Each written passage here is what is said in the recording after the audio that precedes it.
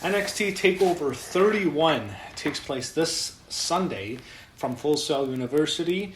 And of course, that's the home of NXT. First TakeOver show took place in that venue, and of course, that's where NXT had their tapings for many years at Full Sail. I look at this show as maybe, I've been thinking about this. This is strange. The number 31 is a good luck for WWE because WrestleMania 31 was great, as was the last TakeOver show, which was called NXT TakeOver 30 with 3 X's. That was, I guess, another good luck because WrestleMania 30 was a great show. So easily the last 2 best WrestleManias in recent memory have been 30 and 31. Maybe they think, we're going to number them after a good WrestleMania. So WrestleMania 30 was great. WrestleMania NXT TakeOver 30 I thought was a very good show. WrestleMania 31 was great. Hopefully we get another good TakeOver. And I think the number thing will end once they go back to normal. If we get back to that point, once COVID's over and they go back to regular venues, I think they'll just call it NXT TakeOver wherever the show's taking place, whichever city it's taking place in. So you have 5 matches here. I think you look at the card and I see a show that should be great, but I do feel like this is too forced. I don't think there's a need for the show. I think they could have waited probably at least till October because I don't know if they're going to do one in Survivor Series week, and they probably shouldn't. I don't think they should do a War Games. I don't think there's a need for one this year because I don't think there's enough teams to do one. But if they're going to go with this show, I was thinking to myself, why not do this show a little bit past where the last one was, because SummerSlam weekend wasn't that long ago when we had the show, the 30 show. It wasn't too long ago. I think it's a little bit, pushed too much close together. It doesn't feel like a major show. But here's what we have. I like NXT as having 4 to 5 shows a year. I think that's all they need because all of them feel special. When you have 12 shows a year, nothing really does. They all lose their prestige. But here's what we have. You have Kushida taking on the Velveteen Dream. Dream has been someone who's been, dealt with controversy as of late. We all know the situation he had on Instagram. I'm not going to get into that, but it was really embarrassing for him. And I think that had a lot to do with him losing to Adam Cole twice and not winning the NXT title because I think he had a lot of plans with Velveteen Dream, but it just didn't work out with him. It's unfortunate. I think he's going to lose. I think Kushida wins. I think Kushida's going to get a big push here. I think he might get a title shot eventually. I think he's going to beat the Velveteen Dream, and I think he should. I think Dream is someone who's probably best to go on the main roster. It's kind of like a guy leaving the territory. That's how I feel with a lot of these guys in NXT. Once they lose the title, they lose a big title match, they probably should lose the next match and get ready to go into the main roster because they're kind of leaving the territory. That's how I feel with the Velveteen Dream. I think it's time for him to go to the main roster, and I think he should lose on the way out, and I think Kushida should win. So I'm picking Kushida to win this match, which I think should be the first match. Next, you get the NXT Cruiserweight title on the line. Santos Escobar versus Isaiah Swerve Scott. I don't care about this match. I'm going to go with Santos Escobar. I'm sorry, I don't care about the Cruiserweight division.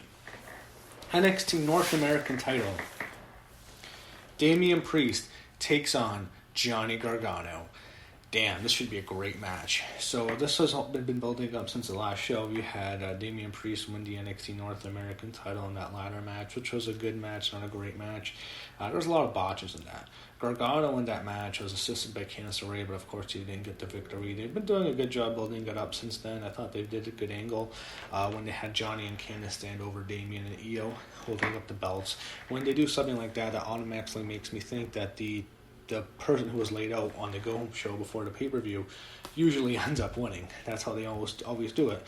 I think in this match, Damien Priest is going to win. I think Gargano will have a good match with him. But Gargano, again, he's a guy like, I've said this with Velveteen Dream too, it makes sense for him to do jobs on the way out. It doesn't make sense for him to be going over too many guys now because it just feels like, maybe he's not going to go to the main roster, he might just stay there. It feels like he's done everything he could in NXT, and there's only one place to go, and that's to get stale. I'm not too fan of him being second fiddle to his wife in this feud. It makes him look like a cuck, so I don't know.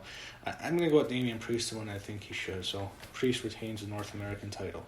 Next is the match I think is the hardest to predict, because I think this might be the match I'm looking forward to the most, and I might get some heat for that. I don't think I would, because the last match they had was amazing. I had, I think, a year ago in 2019.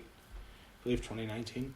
It was Io Shirai and Candice LeRae. That started off when Io lost to Shayna Baszler in a steel cage match, and she turned on Candice, killed her. They had the match at the next show. I think it was in Toronto. I'm trying to remember. Might have been Toronto. That's when they had that match. It was awesome. The match was great. It was probably one of my favorite matches. I thought they had a better match, and that was even for the titles, a non-title match. I thought they outshined the women's title match. That match was great. I loved it. And I think they'll have an even better one here. It's a co-main event. They're going to tear it up. This might be... I don't think it can be better than Balor and O'Reilly, but it will be the second best match. I mean, amount of Priest and Gargano too. I don't know, but I think it could still show. I can't wait for this. I want to watch this the most. I like both of them. I love Shirai. I think she's great. She has probably the coolest entrance. She has an awesome gimmick. She looks great. Can't wait. And I think Candice is great. I think she's done a great job as a heel. And I could never imagine her as a heel because she was such a sweet babyface. She's just very likable. And I didn't understand why they would turn her heel because she was so likable. Why would you turn her heel? But I think she's done actually a very good job.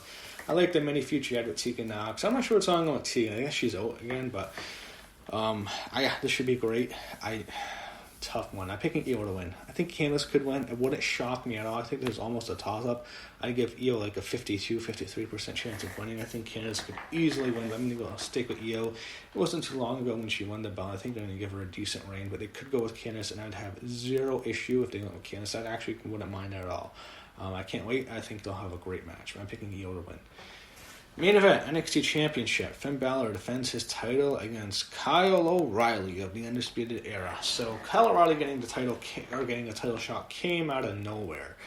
He was always the tag team. He was in the tag team with Bobby Fish, and before that, when Bobby Fish was hurt, him and Roderick Strong were tag champs. It was always Adam Cole's group. Adam Cole was always the leader. But if you go back to during the ROH and New Japan days, Kyle O'Reilly was right there with Adam Cole. He feuded with Adam Cole. He was a champ. They had great matches. They were feuding together. There was even a show, I think, on the New Japan Wrestle Kingdom show. They had a match, if I'm not mistaken. I think Adam Cole won, but Kyle O'Reilly was a top guy. He was a top single star. It wasn't like he was always in the tag team with Bobby Fish. They were Red Dragon. They were awesome. But Kyle O'Reilly was also a tag team star. I like that he's getting this opportunity. I think they're going to have a great match. I think it'll be better than Balor and Cole was on that NXT show. And Cole and O'Reilly are different kinds of workers. Cole's more of a high flyer, a lot of super kicks, does a lot more moves. O'Reilly's more of a grappler, more of a technical submission wrestler. I think Balor and him are going to have a great main event. I think Balor will win. I think he'll beat Kyle O'Reilly. I think Balor wins. I'd like to see Kyle O'Reilly as champion. Just like Candice, I was saying I'd love to see Kyle O'Reilly as champion. I have no problem. In fact, I kind of want Kyle O'Reilly to win. Because Finn, I want to see the Demon with Finn. I'm kind of disappointed we don't get the Demon anymore. But, it should be a hell of a matchup. I'm picking Finn Balor to retain. I think he'll win, and I think there will be a split with the Undisputed Era. I'm not sure if Adam Cole turns on Kyle O'Reilly now, but I think there will be a split up, and I think it'll happen either in this main event or post this show. But there will be a split with the Undisputed Era. Anyway, that's my predictions for NXT TakeOver 31.